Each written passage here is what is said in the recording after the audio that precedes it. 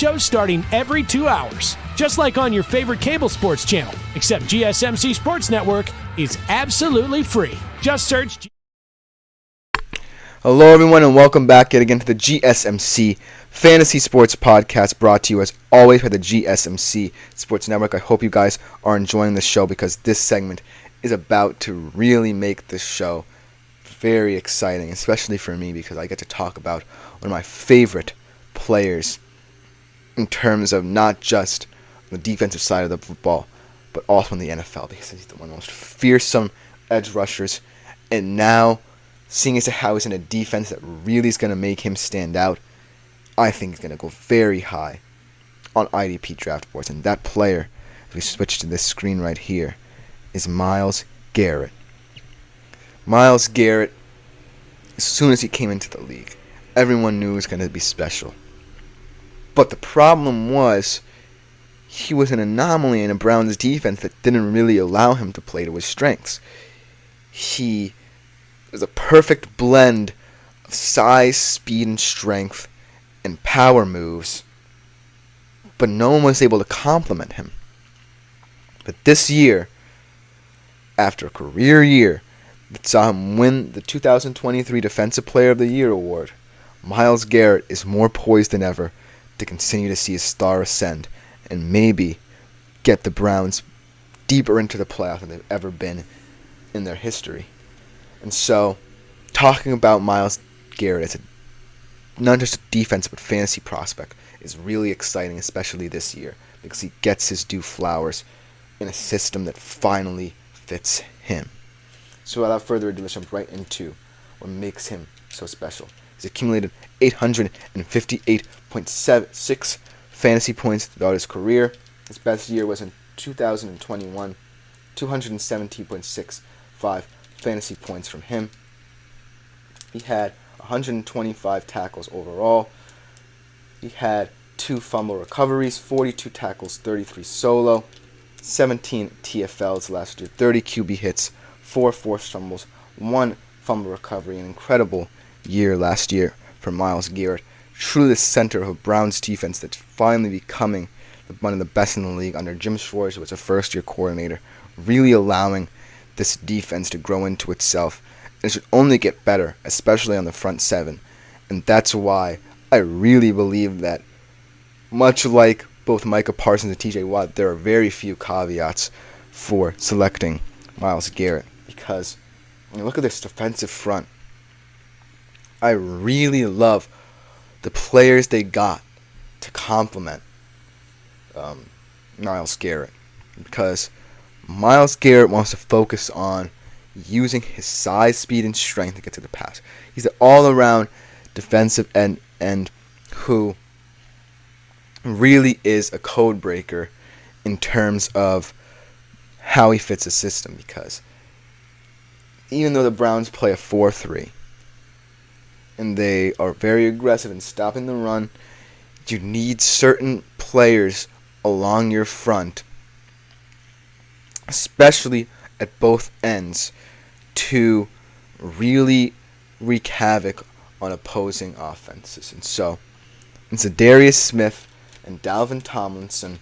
I really think you've got the perfect guys to complement Myles Garrett.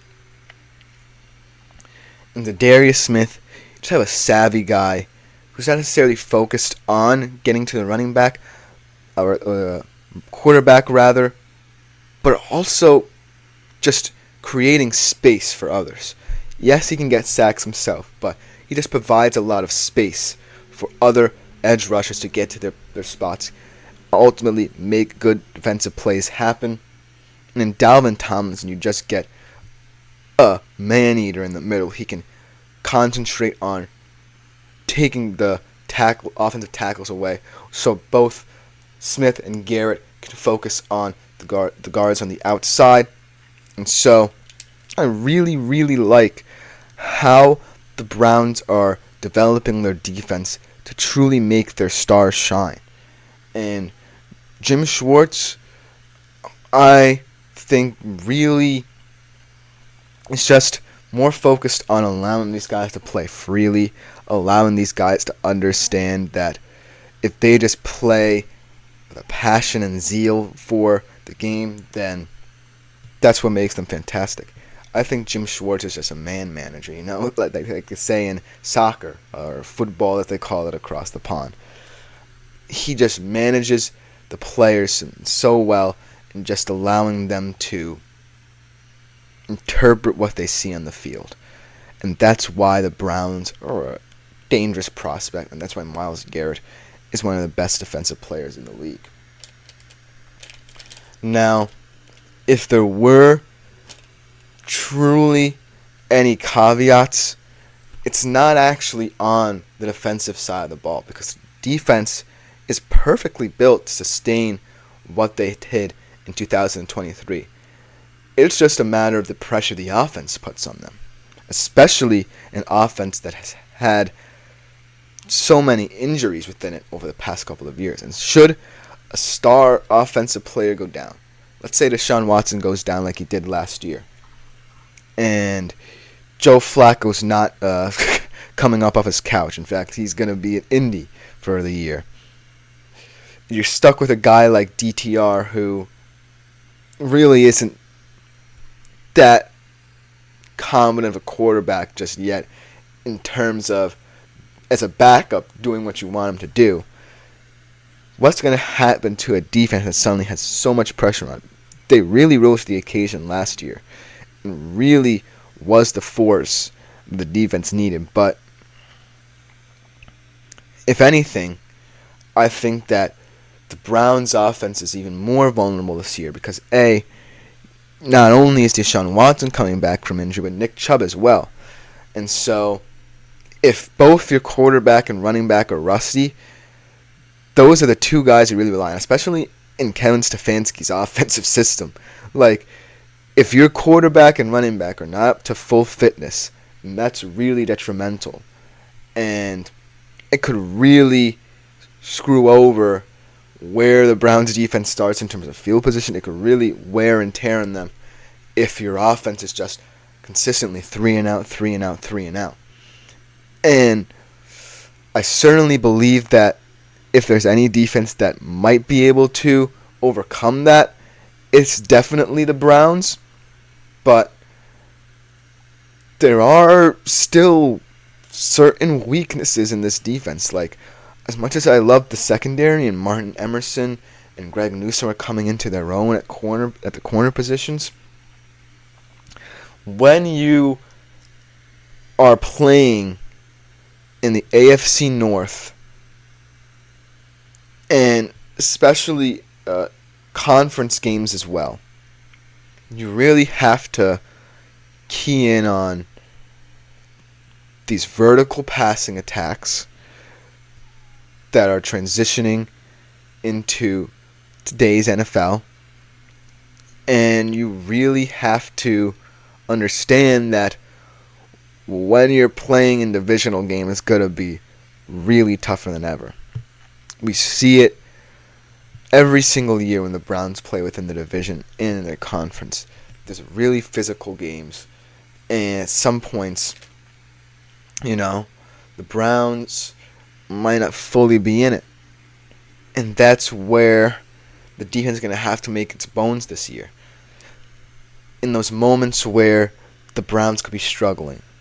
In moments where the offense isn't getting going. There have to be moments of magic from everyone on that defense, not just Myles Garrett.